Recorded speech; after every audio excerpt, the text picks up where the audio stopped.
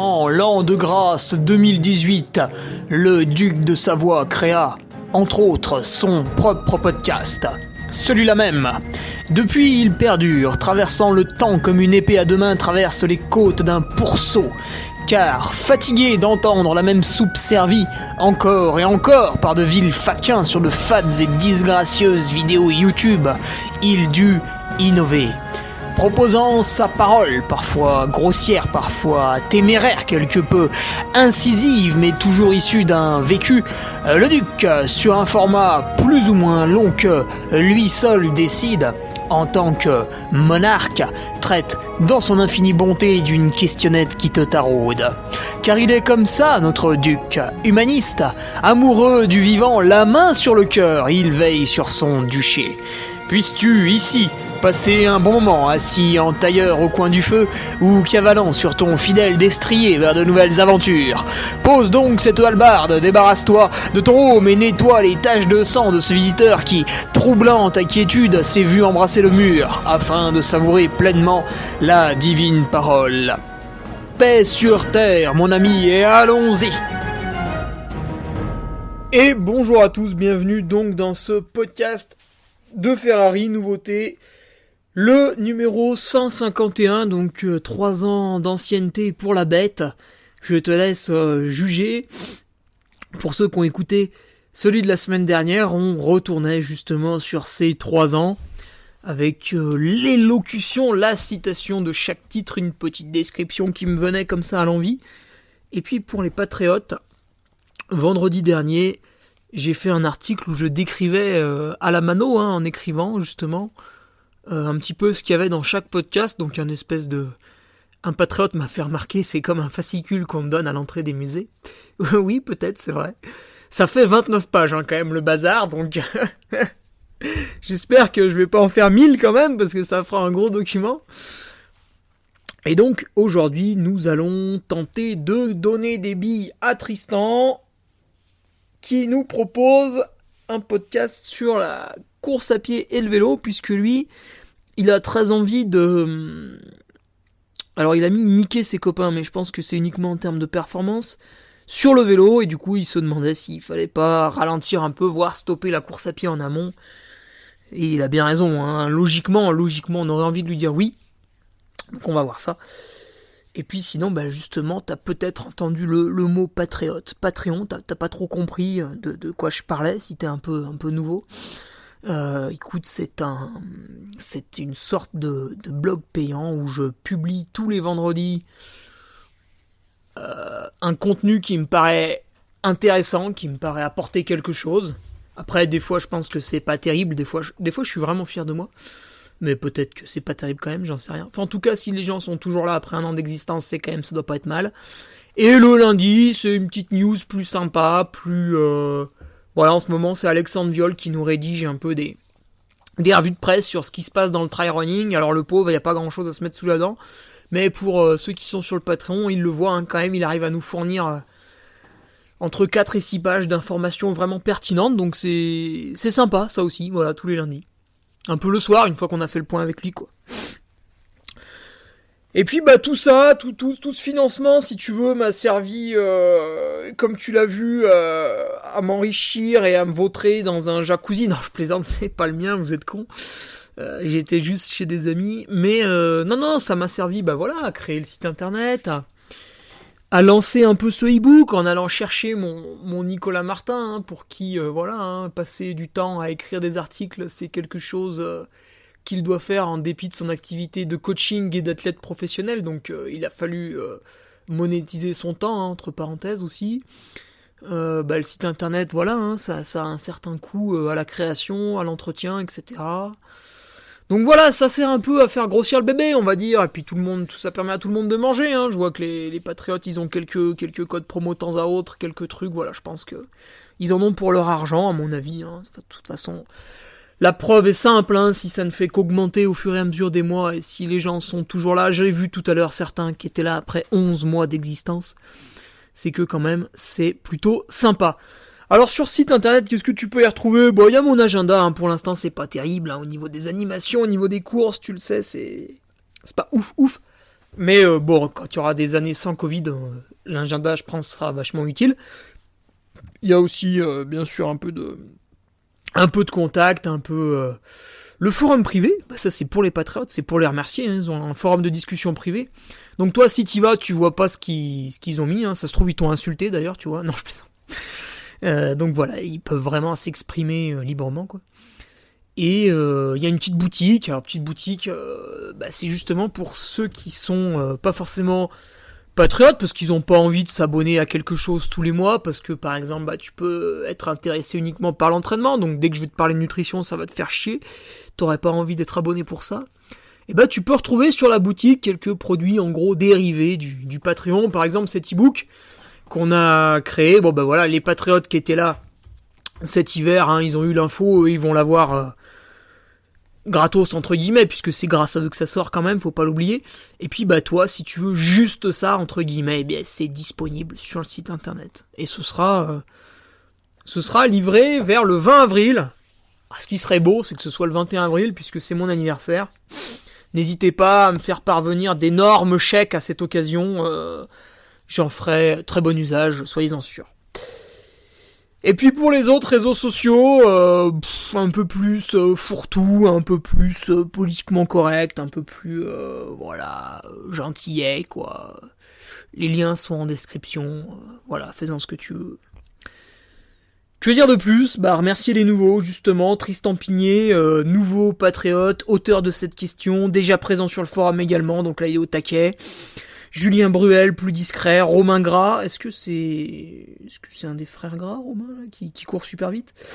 Et Laurent Jensen, qui revient parmi nous. Voilà, Laurent s'était perdu cet hiver, et ça y est, il est revenu. Il est revenu dans le troupeau. Voilà, retour de Laurent. Laurent, c'est celui qui nous a fait la carte, hein, si je me gourre pas, hein, la carte des patriotes, que je vais incorporer gentiment au site internet. Laissez-moi juste le temps de comprendre comment faire. Pour ceux qui l'ont pas encore intégré, je suis une teub en informatique. Donc j'avance doucement, mais sûrement, et j'ai un peu besoin d'aide parfois. Écoute, pour l'introduction, c'est tout, hein. Qu'est-ce que je pourrais te rajouter d'autre ? La niveau Rovard, la course que j'organise n'est pas tout à fait annulée en fait. Il y a un confinement jusqu'au lundi 3 mai. Enfin, tu n'as pas le droit d'aller dans un rayon de plus de 10 km, donc c'est très compliqué pour te rendre sur la course. C'est même compliqué pour faire le parcours. Il tient pas tout à fait dans le rayon de 10 km. Pas loin, mais pas tout à fait. Enfin bref, de toute façon tu peux pas venir. Et en fait, on va demander à la préfecture comment elle voit les choses. Bon, il y a 2% de chance que ça passe. Hein. Qui est éventuellement un assouplissement 2 jours avant le confinement, tu vois. Bon, je me fais pas d'illusions, mais si tu veux, voilà, je passerai un coup de fil mardi, ça va pas me coûter... ou jeudi, ou vendredi, enfin, quand ils répondent, quoi. Ça va pas me coûter... voilà, ça va pas me tuer, donc ça, je vais le faire, mais... voilà, 98% de chance quand même que globalement, le dimanche de mai, ce soit à nous l'aide. Et à ce moment-là, finalement, avec une petite réunion de bureau, là, on s'est demandé si on n'allait pas décaler la date. Alors, tu le sais, moi, je suis plutôt contre ces reports de date. Pour 2 raisons. Oh putain, oui, d'ailleurs, faut que je note un truc. Pour 2 raisons, en général, tes prestataires bossent déjà, tu vois. Et d'ailleurs, faut que je vois ça. Et au niveau du calendrier, c'est souvent chargé. Et nous, en fait, on a le dimanche 5 septembre. Ça pourra pas être avant, parce qu'il y a l'UTMB, etc. Enfin, moi aussi, je vais préparer l'UTMB quand même, tu vois. C'est ma course de l'année. Il y a... et après, je bosse, en fait, jusqu'à mi-novembre. C'est plein, tu vois. Donc, c'est le 5 septembre ou rien. Et du coup, voilà, on va faire un petit questionnaire aux coureurs. Parce que est-ce que les coureurs ont aussi envie de venir faire la Nivelles-Revard le 5 septembre ? Peut-être que oui, je pense qu'il y en a certains oui, et puis il y en a certains non, parce que ils seront en vacances, parce que ils seront sur un ultra, il y en a beaucoup à cette période, parce que ils seront ils n'ont pas envie, parce que voilà. Donc on va faire un petit questionnaire, on va voir tout ça dans les prochains jours. Donc Nivelles-Revard 2021, voilà, peut-être décalé, si Dieu existe, je sais que beaucoup de gens dans le monde prient, écoutez, c'est maintenant, hein. C'est maintenant, levez le confinement une semaine avant, et puis c'est bon, quoi. Bref. Donc on y va pour la question de Tristan. L'intro est finie. Moins de 10 minutes. Oh là là, recordman.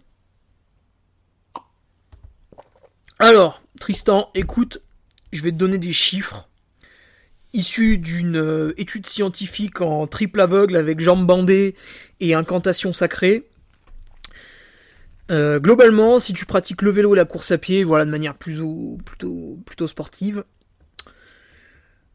le fait que tu cours régulièrement dans la semaine va te faire perdre 10% de ta puissance en vélo. Voilà. La source, c'est Patrick Vringer et 20 ans d'expérience en coaching et en pratique du triathlon à haut niveau.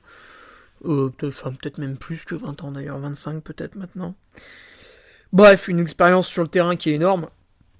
Et donc voilà, ce qui sort de ça avec ses athlètes, avec lui, etc., c'est qu'en gros, le fait de courir, ça te fait perdre 10% de ta performance en vélo. Ce qui veut dire que sur une course qui va durer 2 heures en vélo, bah, tu vas perdre potentiellement 12 minutes. C'est énorme, c'est absolument énorme. Et même moi, si tu veux, je l'ai vu à mon petit niveau, puisque quand j'étais cycliste, à la fin de mes années de vélo, on va dire, je n'étais pas cycliste professionnel, mais j'arrivais à faire quelques placettes, parfois en première catégorie. Quand je faisais une élite nationale, rarement, j'arrivais même à finir dans le peloton. Je me débrouillais, mais j'étais pas vraiment fait pour ce sport, en fait. Et quand je vois mes sorties sur Strava, quand je faisais des trucs un peu endurance, tu vois, donc je montais l'école à une certaine vitesse. Et en fait, aujourd'hui, si je veux monter l'école à la même vitesse, il faut pas que je fasse de l'endurance. Il faut que je fasse un exo de seuil. Pour te dire un peu la différence entre les deux. Parce que avec la course à pied, j'ai toujours les jambes un peu courbaturées, une fatigue un peu latente et tout, que le cycliste n'a pas, tu vois, il est plutôt, vu qu'il pratique uniquement un sport porté, il est plutôt frais, voilà, il n'y a pas d'impact en vélo, donc il n'y a pas de micro-traumatisme, enfin moins en tout cas. Donc ouais, à peu près 10%, tu vois. Alors, évidemment, on peut être bon, hein, parce que quand tu regardes les performances, par exemple, des meilleurs triathlètes mondiaux, ils te sortent des courses, si tu regardes juste la performance, tu te dis, putain, c'est énorme et tout. En fait, le mec, il a beau être le meilleur mondial en triathlon, si demain il s'arrête de courir, et ben voilà, il va améliorer sa performance vélo d'à peu près 10%. Voilà, c'est comme ça. Donc même si toi, il te paraît être une machine, un surhomme, donc il l'est, hein, ça c'est sûr, bah sache qu'il peut être encore meilleur s'il arrêtait la course à pied. Bon, évidemment, du coup, il serait pas bon en triathlon. Donc ça n'aurait pas de sens. Mais voilà, pour te dire que même quelqu'un qui est très bon peut être meilleur s'il arrête la course à pied à côté. Toi, ce que tu veux, Tristan, concrètement, une fois que t'as l'info là, ce que tu veux, c'est être performant à ta cyclo, voilà, pour battre un peu les copains, et c'est un but tout à fait louable. Et tu te demandais justement s'il était pertinent d'arrêter la course à pied la semaine avant, enfin 5-6 jours avant. Là, j'ai envie de te répondre oui. Tu vois, et ça, c'est dans la même idée que moi, avant une compétition de trail, en général, la semaine avant, je ne fais pas de vélo. Quand c'est vraiment un objectif un peu prioritaire et tout, je ne fais pas de vélo parce que la semaine avant le trail, le but du jeu, c'est d'arriver frais et dispo sur le trail. Et donc, le peu de temps que je vais passer à l'entraînement, je vais le faire en course à pied. Pour, tu vois, par exemple, s'il y a une course le dimanche, je vais faire repos le samedi, course à pied un peu déblocage tonique le vendredi, repos le jeudi, course à pied avec un fractionné un peu usant pour taper vraiment et refaire une recharge glucidique derrière le mercredi. Le mardi, je me serais peut-être reposé. À ce moment-là, j'aurais peut-être fait 1h30 de vélo, mais pas sûr. Et le lundi, j'aurais sorti une petite course à pied aussi. Pour que musculairement, il y ait un rappel course à pied toutes les 48 heures. Et que le dimanche, les muscles soient prêts à se contracter direct, quoi. Et donc oui, tu l'as entendu, dans l'idée, il y a très peu de chances que je fasse du vélo la semaine de la course à pied, parce que le vélo, c'est pas de la course à pied, donc les muscles travaillent un peu différemment, et la semaine de la course, je vais vraiment être focus uniquement sur ce qui va m'occuper le dimanche, quoi. Et toi, c'est pareil, en fait, si le dimanche, tu vas faire ta cyclo-sportive, il faut que la semaine avant, tu cours pas, de toute façon, t'as pas de truc à développer particulièrement. Et tu peux même aller plus loin, en fait, c'est-à-dire qu'il faut que tu regardes surtout les 3 semaines avant, je pense, parce que si tu fais un peu de trail, si tu fais un peu de dénivelé, un peu dur, un peu de descente tonique où tu casses un peu de fibres, globalement, des fibres qui ont pas mal souffert, qui ont bien pété, qui t'ont donné des courbatures, pour que ce soit parfaitement cicatrisé, il faut quand même presque 3 semaines. Ce qui veut dire que si 10 jours avant ta course de vélo, tu fais, je sais pas moi, une sortie de 2-3 heures avec 1500 mètres de dénive, tu vois là, t'empiètes un peu sur ta performance à vélo. Donc je serais toi, en fait, si je voudrais vraiment être performant sur cette cyclo-sportive, je réduirais la course à pied de S-3 à S-1 en diminuant un peu le temps, passer à pied, en diminuant un peu le dénive, voilà, rester modeste. Et à S-1, là, je supprimerais carrément la course à pied. Je pense que comme ça, tu pourrais tout à fait rester performant à pied quand tu vas reprendre après la course. Parce que tu n'auras pas vraiment eu de longues coupures. Et du coup, pour ta course de vélo, tu seras vraiment frais et dispo. D'ailleurs, si tu n'as jamais fait un peu cette coupure à pied et puis après une perf en vélo, tu vas vraiment avoir des sensations assez incroyables, je pense. Tu vas vraiment être vraiment chaud, quoi. Que dire de plus ? C'est assez simple, hein, au final, tu vois. Que dire de plus du coup, ça va peut-être te faire réduire tes heures d'entraînement la semaine, puisque tu vas courir un peu moins et t'as peut-être pas envie d'augmenter le vélo. Eh ben écoute, pourquoi pas passer ce nouveau temps libre, entre guillemets, à insister un peu sur les massages et les étirements. Moi, c'est ce que je fais dès que j'ai moins d'heures d'entraînement. Donc quand tu fais beaucoup d'heures d'entraînement, ton corps il a tendance à être courbaturé, à être de plus en plus rigide, etc. Donc quand je diminue le volume de l'entraînement, en parallèle de ce repos sportif, j'en profite pour augmenter les automassages, pour augmenter les étirements, et retrouver un peu ma souplesse. Bon, c'est un peu escroc de dire ça, parce que ma souplesse est quand même proche du néant. Mais pour retrouver un peu la souplesse d'avant, mon piètre niveau d'avant, on va dire, pour le jour de la course, voilà, j'augmente un peu ces paramètres. Alors c'est sûr, hein, c'est moins bandant, parce que 1 heure de massage et d'étirement, ça se met pas sur Strava, donc on est un peu moins fier de soi, c'est sûr, mais voilà, si on veut être performant le jour J, c'est par là que ça passe aussi. Et pourquoi pas accorder une nouvelle réflexion autour de ton alimentation, améliorer certains points à l'approche de cette compétition pour être encore un peu plus performant, hein. C'est pas simplement le fait de diminuer la pratique de la course à pied qui va te rendre meilleur, c'est un des points. Mais vu que tu vas diminuer ta course à pied, écoute, je t'encourage à augmenter les autres paramètres qui font tout le sel de la récup, voilà, améliorer un peu le sommeil, etc. Pour être bon le jour J. Voilà Tristan, écoute, podcast rapide, court et tonique, puisque la semaine passée on y avait quasiment passé 1 heure là à décrire tous les podcasts. Mais je pense que tu as toutes les billes pour te régaler. Hésite pas à nous dire en commentaire, parce que tu l'as pas fait là dans ton mail, quel cyclo tu sais que tu participes, à quel cyclo tu vas participer. Moi je suis animateur. Cette année j'ai été sollicité pour être animateur. Alors attends, je cherche la date. C'est normalement du 22 au 25 juillet. Ouais, c'est ça. Tour de Tarentaise à vélo. Donc il y a des chronos, il y a des circuits, il y a des sorties longues, il y a des sorties longues, des longues boucles, pardon. Il y a un peu de tout là sur ce Tour de Tarentaise chrono. C'est ouvert. Bon, c'est uniquement ouvert aux licenciés, hein, bien sûr. Mais voilà, catégorie FSGT, 3ème catégorie FFC, donc un niveau régional sympathique, on va dire. Et là, il y aura de quoi faire, et je vais pas dire que c'est pour les débutants, parce que si vous pratiquez pas un peu le vélo, les 3ème 4 FFC et les FSGT, ils vont vous mettre à l'amende. Mais si vous pratiquez un peu le vélo, que vous êtes un peu à l'aise en peloton, voilà, ça vaut le coup de prendre une licence. Alors chez les FSGT, je sais pas si tu peux prendre un truc à la journée. Et ça vaut le coup de participer à cette belle course là dans la Tarentaise. Vous aurez des beaux parcours. Vous allez retrouver un peu une ambiance festive, bon enfant qui va ressembler un peu au trail. Vous serez pas sur la rigueur et la rigidité des courses un peu élitistes en vélo.